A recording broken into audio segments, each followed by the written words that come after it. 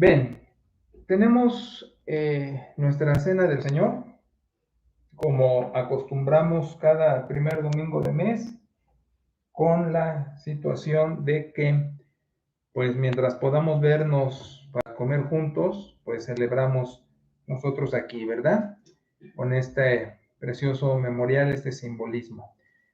Y me gusta el texto que en Corintios dice el apóstol: siendo uno solo el pan, nosotros, siendo muchos, somos un cuerpo, porque todos participamos de aquel mismo pan.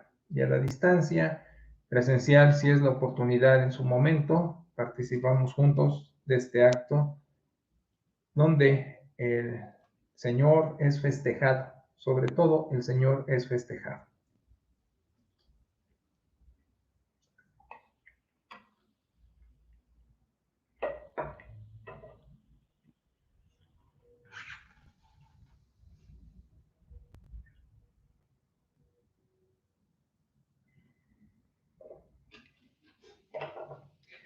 Y eres festejado, nuestro Señor, porque es en memoria de ti, teniendo presente tu heroico sacrificio, que nos da esa condición precisamente de ser pertenecientes al reino, de que moras en nuestro corazón y de que la vida adquirió color, se fue el tono gris y adquiere color, le da sentido tu presencia a nuestra vida, nos hace ser iglesia. Como se dijo, siendo muchos somos solo un cuerpo, participamos del mismo pan, y el principal pan espiritual venido del cielo eres tú, bendito Dios. Aleluya, en el nombre. Amén.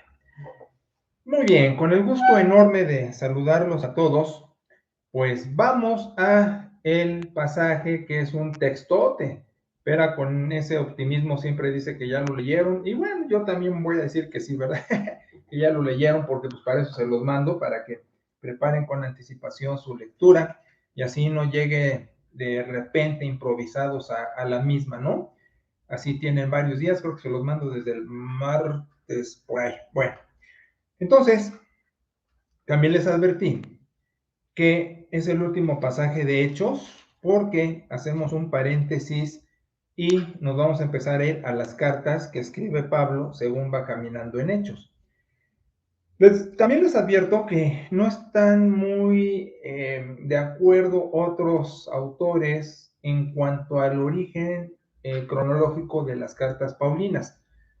No es el momento, no es clase de historia bíblica ni geografía bíblica para decirles por qué tengo yo mis razones de dar el orden de las cartas que escribe Pablo como lo doy.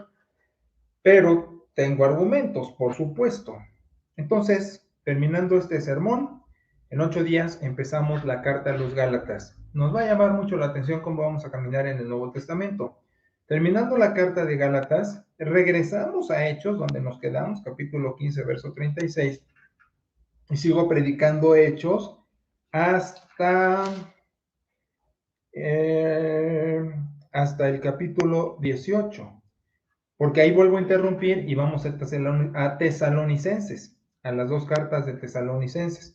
Después regresamos otra vuelta a Hechos 18, seguimos y paro para empezar el capítulo 19 porque vamos a la primera carta de Corinto. Después seguimos con el capítulo 19 y paro, antes de terminar el capítulo 19, para ir a la segunda carta de Corinto. Después regreso a Hechos al capítulo 20 y voy manejando esto así hasta el capítulo 21 a la mitad, que vamos a la carta a los romanos. Entonces, como se dan cuenta, pues tenemos rato para estar entreteniéndonos con los mensajes, porque pues va a ser una exploración a lo largo del Nuevo Testamento, pero caminando como el apóstol. Y ya no le seguí diciendo porque aquí ya va a ser mucho tiempo, y terminando Romanos regreso a Hechos y así seguimos interrumpiendo por donde va el apóstol. Ahora, es importantísimo porque son aspectos doctrinales, éticos, morales, pero también pastorales. Es decir, viene una nutrición bien completa, viene carbohidratos, proteínas, vitaminas, minerales, es decir, una dieta al discípulo muy completa, porque vamos a ir examinando precisamente todo lo que es el contenido del discipulado cristiano. Entonces, pues es una oportunidad muy buena. En vez de estar pellizcando de aquí, de allá, de acullá y nada más estar dando Gerber y lechita, nos vamos a una nutrición que de por sí ya venía en ese estilo, pues ahora con las cartas del Nuevo Testamento pues va a agarrar mucho más fortaleza. Entonces, fíjate, el asunto de todo este pasaje está en el verso 1. El asunto es, la salvación es sin condición, y hasta rima. La salvación es sin condición. Ahora, date cuenta, todo va a suceder porque está el apóstol en su quehacer evangélico, evangelístico, en el querigma, en la proclamación de lo que es el contenido cristiano. Ahora entiende esto. No tengo todo el tiempo para explicártelo, pero en Gálatas vamos a ir desmenuzando un poco más. Lo maravilloso que fue que un judío de cepa, como él lo va a decir, ¿verdad? Educado en el judaísmo, con leyes, tradiciones, todo eso, tiene la habilidad, por la gracia de Dios y también por lo que Dios le dotó, porque le dio algo que no es muy común, es el sentido común, le da a Pablo inteligencia. Y entonces Pablo, con la gracia divina, con la capacidad donde lo habilita Dios, pero también con los sesos que ya le había dado Dios, capta lo que es esto, porque va a destituir todo lo que era su manera de ver la religión, la espiritualidad, la relación con Dios. Y es prodigioso, porque te estoy diciendo, era el fundamentalista más aferrado, vamos, para que me entiendas, era el bautista más tradicional, más fundamentalista, más cerrado, más mocho que había de todos los bautistas, y de repente puede transformar eso en una relación espontánea con su Salvador. Es increíble. Entonces, lo que está predicando Pablo ya no es un judaísmo con sus reglamentaciones y sus leyes. Ahora está predicando una salvación por pura fe. Y de hecho fue el postulado en las reformas europeas. Fide sola, escritura sola, fe sola, Biblia sola. Entonces, es maravilloso cómo este hombre que viene de esas raíces puede captarlo también, pero tuvo antagonismo. ¿Cuál fue el antagonismo? Dice el capítulo 15, verso 1. Venían de Judea y decían, y les contradecían a la enseñanza de Pablo, si no te circuncidas conforme a la ley mosaica, no es verdad que sean salvos. Fíjate qué fuerte era también eso, porque la circuncisión, como vamos a ver en Gálatas, no era una condición legal. La circuncisión era más que eso, era lo que iba a ser la antesala de la ley, era un pacto. Le dijo Dios a Abraham, pondré mi pacto entre yo y tú. Es la circuncisión, es la señal de que tú eres mi pueblo y de que yo soy tu Dios. Así de fácil. Bueno, es al revés, porque en lo majestático del señorío, dice Dios, pondré mi pacto entre yo y yo seré tu Dios, y tú serás mi pueblo. Siempre el rey por delante, ¿verdad? Entonces, la circuncisión no era una ley más de todas las que tenían, porque acuérdate que la ley no son los 10 mandamientos de Éxodo 20. La ley es todo lo que es Levítico y todo lo que es un pedazo grande de Deuteronomio. De hecho, Deuteronomio es una palabra griega que quiere decir otra ley. Deuteros, otro, nomos, ley. Entonces, la ley son como casi, bueno, no son casi 700, son más de 600 mandamientos, 630 y feria. Entonces, fíjate, ahora, la bronca con la ley es esta. La ley levítica tiene 600 y feria mandamientos. El Talmud y la Mishnah, que ambas interpretan la ley, una en un sentido más pragmático, la otra en un sentido más espiritual, hacen de la ley subleyes. Entonces, como el Omicron tiene variantes y tiene subvariantes, la ley se amplifica de una manera espantosa. Entonces, es extraordinaria. Y algo que me llamaba mucho la atención es que los judíos Bueno, están muy mecanizados desde chavitos, aprendérsela de memoria. Y te digo que mi cuate, el rabino, en la calle, caminando, me citaba el Talmud, me citaba la Mishnah, se la saben de memoria. Ya quisiéramos los cristianos medio manejar el Nuevo Testamento así. Pero viven en esa asfixia de todo lo que es el aparato legal. Entonces, cuando llegan y dicen, les está predicando Pablo que por fe en Cristo son salvos, dicen, y con argumentos legalistas como judíos convertidos al cristianismo, pero si no se circuncidan como se nos enseñó, y estos hablan de la legislación mosaica, pero es más que eso, te acabo de advertir, es un pacto abrámico. Si no se circuncidan conforme al pacto abrámico y que en la legislación mosaica continúa vigente, no son salvos. No era poca cosa, era un argumento definitivo. Ahora, todo lo demás que viene en el capítulo 15, que es un textote, porque es la narración de todo ese problema, describe la toma y daca de esa argumentación. Y nada más un ejemplo, el verso 2 empieza diciendo que tuvieron un problema verbal, es más que discusión, se agarraron a gritos y sombrerazos. Haz de cuenta una junta del CENTE, de la CENTE. Tienen un problema muy serio donde empiezan a decirse y desdecirse.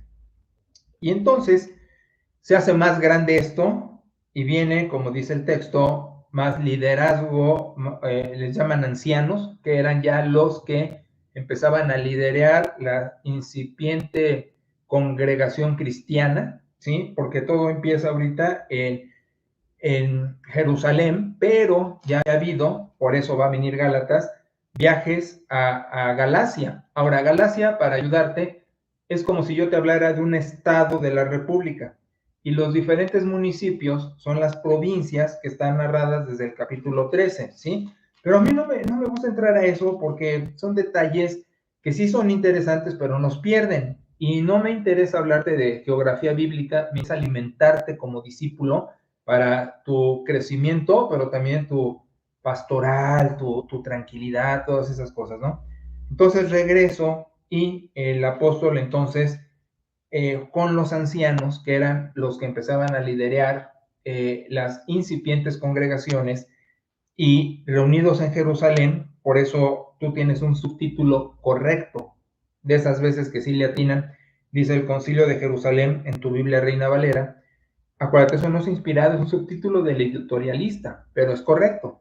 Entonces en Jerusalén se arma esa junta, eso es un concilio de liderazgo cristiano, para ver qué es, cómo se puede corregir eso, porque están diciendo que no se trata de confundir a los nuevos convertidos, porque ya no solo son judíos, ya también son no judíos, conocidos como gentiles. Por eso dice que no queremos perturbar a los que no son judíos con ideas judías y mezclarlas en el cristianismo. De hecho, hoy también existe eso, ¿eh? Fíjate que hay grupos que mezclan judaísmo con cristianismo y es una perversión. Eso hace mucho daño porque no es una cosa ni es otra, pero ni siquiera es una bien hecha ni la otra bien hecha. Es una mezcla totalmente errática, en fin. Entonces el caso es que hacen este concilio y empieza a describir el capítulo cómo van a resolverlo. Y entonces los argumentos evangélicos son la salvación es para todos, no es exclusiva de los judíos, entonces no tenemos que entrar a lo que es todo el sistema tradicional judío. De hecho, lo que acabamos de hacer con la Cena del Señor fue romper la Pascua. Y fíjate, la Pascua, volvemos, una fiesta conmemorativa súper especial porque era salir de Egipto, salir de la esclavitud. Entonces Pesaj era también muy especial y ya no la van a celebrar los discípulos, ya van a empezar a comer juntos, pero no con el ceremonial de Pesaj ni todo el procedimiento ritualista que hay entre comidas y entre bebida y todo. Total, para no hacerte la larga, que dice después de mucha discusión, Pedro se levanta y entonces empieza a dar testimonio. Y es importante porque Pedro, acuérdate, que se resistía de ir a los gentiles, pero con la experiencia de levántate Pedro, mata y come, la limpieza de animal inmundo, que entiende Pedro, con eso puedo entrar con los gentiles, es decir, los no judíos, y predicarles. Y entonces su testimonio es ese, dice, yo entré a predicar con gentiles y me di cuenta que no hay diferencia entre ellos y nosotros. Otro golpe al hígado, porque los judíos se creían exclusivistas, súper nacionalistas, súper radicales, ¿sí? Fascistas, diríamos inclusive. Pero entonces dice que por la fe, por la gracia, somos salvos, dice en el verso 11, judíos y gentiles. Entonces toda la multitud cayó y los demás discípulos siguieron argumentando sobre lo mismo, salvación por fe, salvación por gracia, no por obras y no por los pactos como el abrámico, que era el de la circuncisión. Así que no hay que circuncidarse ni seguir con un artificio legal que teníamos como judíos, fíjate. Entonces, dicen, la conclusión es esa, ¿de acuerdo? Entonces nada más les pedimos que se abstengan de ídolos, de fornicación, de pornía, de ahogado y de sangre. Mira, te voy a explicar de voladísimo. Lo único que querían decir era que no anden en impurezas de ningún tipo, ¿sí? ¿Puedo entrar a los detalles de todo esto? No viene al caso. Lo que sí viene al caso es que todo esto que acabo de decirte, que dice el verso 20, es que vivan sin impureza, les están diciendo. No tener a la ley no quiere decir que sean libertinos. Y en Gálatas Pablo va a explicar muy bien qué es la libertad en Cristo, que no libertinaje, pero me esperaré a eso. En este momento lo que están diciendo los líderes cristianos, ex judíos o judíos convertidos al cristianismo y ahora en liderazgo, es cuiden su pureza en todos sentidos. Eso es lo que está diciendo. Y entonces dicen, vamos a hacer eso, y entonces empiezan a transmitir con las demás congregaciones y a los demás hermanos que esto que es la conclusión, ¿sí? Y entonces los van a repartir y van a decir, unos váyanse para allá, otros para acá. A Bernabé y Pablo les dan la comisión, por eso Pablo va a empezar su segundo viaje misionero después de este párrafo, y el intermedio es Gálatas, ¿sí? Les escribe a Galacia antes de que se separe de Bernabé para empezar su segundo viaje. Pero entonces dicen, de acuerdo, entonces nos vamos a distribuir y vamos a hacer saber a los hermanos, ¿sí? No vamos a poner ninguna carga en las gentes, más que sean puros, cuiden la impureza. Y entonces, a esparcirse por el mundo cristiano conocido en ese entonces, y ya contentos y con esa conclusión, se mueven a donde tienen que moverse. Ok, bien. Con toda esa antesala, tú vas a decir, bueno, ¿y a mí qué? Bueno, pues aquí lo más importante es, como estamos encumbrando, la salvación es sin condición. Vamos a ver a lo largo de las cartas paulinas la ethos cristiana, la ética cristiana. Ética y moral son cosas distintas, aunque algunas veces por error los mezclan. La ética es la costumbre, la moral es los principios que rigen esa costumbre. Y las costumbres como cabezas son cada cual. Te pongo un ejemplo. Para los caníbales, su ethos es comer prójimo. No es mi ethos, no es mi costumbre, pero eso sí es su ética.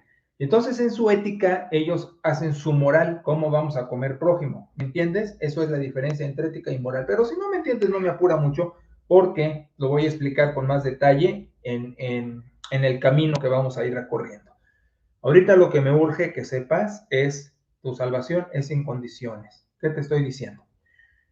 Linaje escogido tiene la ventaja de que tiene contenido en las exposiciones. Como te he venido diciendo y te has venido dando cuenta, no tenemos un cristianismo artificial, es decir, no traemos herencia sobre modelos o paradigmas heredados nada más porque sí. Un ejemplo, una persona cocinaba un pastel cortándole las esquinas y así enseñó a su descendencia. Alguien se le ocurre y dice, ¿por qué estamos cortando las esquinas del pastel a la hora de hornearlo? Entonces averigua con la abuela y entonces la abuela contesta, es que en mi estufa, en mi horno, en mi molde no cabía y tenía que cortarle las esquinas. Con ese ejemplo bobo te hago que en algún momento de la historia las conclusiones de las iglesias fueron valiosas, pero se ajustaban a su temporalidad. Lo que no se vale es venir recortando las esquinas a otros moldes de pasteles que ya no necesitan ser recortados por las esquinas. Pero no estamos hablando de moral, estamos hablando de costumbres que asumen como moral. Entonces hay que hacer una diferencia, ¿sí? Tú has escuchado, estoy seguro, que te han censurado porque no hablas lenguas, que no eres espiritual o porque no llevas un procedimiento en tu discipulado y te señalan como liberal. Mira, incluso eso es muy tonto y muy torpe de mucha gente porque no saben manejar los conceptos teológicos. En teología, un liberal es el que niega que Cristo vino en carne. Ya casi es el anticristo, pues. Un liberal es el que no cree en la inspiración de la escritura. Un liberal, pues no cree en la resurrección, por ejemplo. Entonces, cuando te dicen liberal, como me han dicho a mí, por mi modo de manejar mi discipulado, pues están diciendo barbaridad y media. No saben ni lo que dicen. Igual modernismo y todas esas cosas tienen una razón de ser esas etiquetas y te lo voy a ir describiendo. En este momento, solo llamo la atención a esto. Alguna vez Yola, bien hermosa, le comparte un mensaje o un audio, no sé, a alguien, ¿no? De iglesias tradicionales. No me gusta decir tradicional porque la tradición es importante. La tradición es como un vestido. No podemos andar sin tradición. El problema es qué tradición traes. Si yo me vistiera como en el siglo XIII o XV, pues me vería ridículo en la calle. Así se ven las iglesias con tradiciones tan obsoletas, pero siempre hay que tener vestido. Hacemos nuestras tradiciones que cubren el cuerpo, pero bueno. Entonces yo a la bien hermosa le comparte a alguien, ¿no? Y le dice, ese me parece pastor y así. Y realmente cuando dicen eso, más me confirman que sí soy pastor. Y de los buenos, perdón. Lo que sucede es que esa herencia de, amados hermanos, que Dios me los bendiga, y estoy orando para, es manipulación. Voy a describirlo más adelante porque la gente se va con la finta de que el espiritual es como afeminado, es que habla así o que es medio mencito. Y no vemos eso en el Cristo histórico. Muchas veces te he dicho que si Jesús hubiera entrado a una iglesia bautista hoy, lo sacan. Lee los evangelios, ve al Cristo histórico. No lo admiten en un servicio. Por eso te digo que cuando dicen que no parezco pastor, pues más me doy cuenta que sí soy. Entonces le dijo esta persona, no, porque no habla así y no, mi verbo no, va a ir al punto, va a ir al contenido de la Biblia y va a ir a lo que Dios quiere con esta verdad, ¿sí? O con las verdades de cada pasaje. Entonces, no voy a estarme entreteniendo con que, ay, que la fe y que mire y que sientas y que hay, sino, ¿qué es el asunto que Dios quiere con nosotros y cómo vamos a ir? Además, no confundimos espiritualidad con temperamento. Yo soy igual de espiritual que Pera, aunque no lo creas. Pera tiene un temperamento precioso, cálido, suave. Por eso es la pastora, por eso es mis relaciones públicas, por eso es mi amortiguador entre las gentes y yo. Yo soy de contenido, yo soy de pragmático, yo voy a lo que el texto me dice y cómo lo hacemos. Por eso en la consejería, si necesitas hombros de llorar, Pera. Porque conmigo es, mira, hay que hacer esto, esto y esto y esto para que salgas adelante. ¿Ok? Luego entonces, ¿qué es un espiritual? No es uno que anda así, pero así nos lo vendieron. La tradición, el pastel cortado por esquinas. Pero el espiritual, ¿qué es? Ve al Cristo histórico, el que está comprometido con el reino, con Dios, y saca adelante como sea la voluntad de Dios. Cánsate y arte de leer los evangelios y date cuenta del Cristo espiritual que decía, no quiero ir a la cruz, pero dice, no se haga mi voluntad sino la tuya. Órale. Ve al Cristo espiritual que dice, que están haciendo perversión en la adoración y saca a los cambistas. En fin, por eso te estoy diciendo, la salvación es sin condición. ¿Qué estoy diciendo con todo este hermoso pronunciamiento? Tú, por fe en Jesucristo, ya la hiciste. No necesitas adornos, no necesitas tradiciones, no necesitas, como ahora en la pastoral que hice en los viajes misioneros a las extensiones, y pude tener la consejería con uno que otro, no faltó el que me dijera, es que yo me sentía asfixiado porque me habían dicho, enseñado, censurado por esto, X, Y. No, espérate. La salvación es sin cargas. Aquí fue lo que dijeron. ¿Para qué cargamos a la gente con legalismos, con moralidades aparentes? Lo que quieren es pureza. ¿Y qué es la pureza? Una relación auténtica y comprometida con Dios. Auténtica, que no dejes de ser quien eres. Comprometido, porque estás siendo la mejor versión de ti mismo. Pero no por eso dejas de ser juguetón, no por eso dejas de tener amigos, no por eso dejas de tener tus deportes. A lo que me refiero es, donde te mueves, muestras un compromiso con tu Dios Señor. Esa es la autenticidad del discípulo, porque es un compromiso con la divinidad, por eso dice pureza. Entendemos claramente, Dios da órdenes sobre lo que no quiere que hagamos. No vamos a robar, no vamos a adulterar, no vamos a fornicar, no vamos a mentir. Que conste mentir, canijos, porque a una mentirita blanca, papá, te hablan por teléfono, dile que no estoy. Eso es pecado. Y es igual que la fornicación. Claro, la otra es más escandalosa, pero es pecado. Es más, enojarme contra alguien así, que lo odio, con odio jarocho, como decía el cómico de la tele, es homicidio. Entonces la pureza es, sí, voy a buscar agradar a mi Dios, pero la otra es, voy a cuidarme de artificios donde me juzgan si soy cristiano o no, porque llevo la Biblia bajo el sobaco, porque para despedirme tengo que decir que Dios te bendiga, porque si no estoy poniendo textos en mis mensajes y mando un sticker de WhatsApp, soy menos cristiano. Lo espiritual no está reñido con tu participación festiva en la vida. De lo que estamos hablando para aterrizar todo esto. Dios te ama, tienes una relación con Jesucristo, es tu Salvador, Señor. Disfruta esa relación, disfruta la vida, crece, cada día saca la mejor versión de ti mismo. Sí, cuida precisamente agradar a Dios con tu vida misma, que sea un servicio tu vida, pero también aprende a desprenderte de lo que han sido tradiciones de hombres y lo que han sido malas enseñanzas que nos han venido a cargar en la espalda para censurarnos si somos cristianos buenos o no, si somos espirituales o no. Nada más te digo eso, lo espiritual no es una caricatura y no es aparentar ni cómo hablas, ni pones las manitas, ni cómo ves así con los ojitos de borrego a medio morir. Espiritual es comprometido con Dios. Espiritual es auténtico viviendo mi discipulado. Espiritual es haciendo la voluntad de Dios en mi vida. Eso es espiritual. Compartir a otros la verdad evangélica. No andar con artificios humanos, ¿me explico? Bueno, vamos a dejarlo aquí. Tuvimos cena del Señor, festejamos a nuestro Salvador. Has entendido que tu salvación es sin condiciones. Dios te ama y te acepta.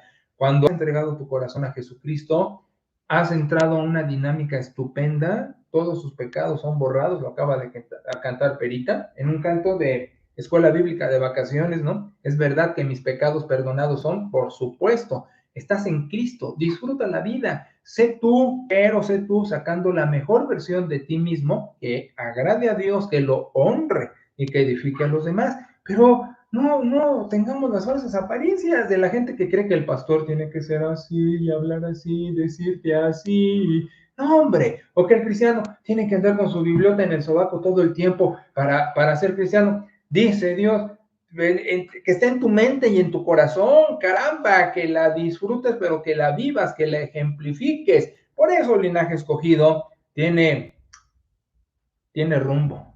Ahora, sí nos da una distinción, pero nos da un compromiso, pero también nos da amor. Una cosa que yo tengo que cuidar es que cuando hablo de las tradiciones y costumbres heredadas, no lo haga en desamor, porque allí también hay gente muy valiosa y que ama mucho a Dios y que ha hecho muchas cosas por Él y que le ha costado hasta la piel. Y a esos honro también, pero no voy a honrar maneras de pensar que tergiversen la verdad cristiana. Así que no nos sintamos superiores, es la clave, no nos sintamos mejores que nadie, solo caminemos con nuestro compromiso y en amor expresémonos hacia quienes también no nos puedan entender nuestra manera tan espontánea y tan dulce y gratificante de disfrutar nuestra relación con Dios.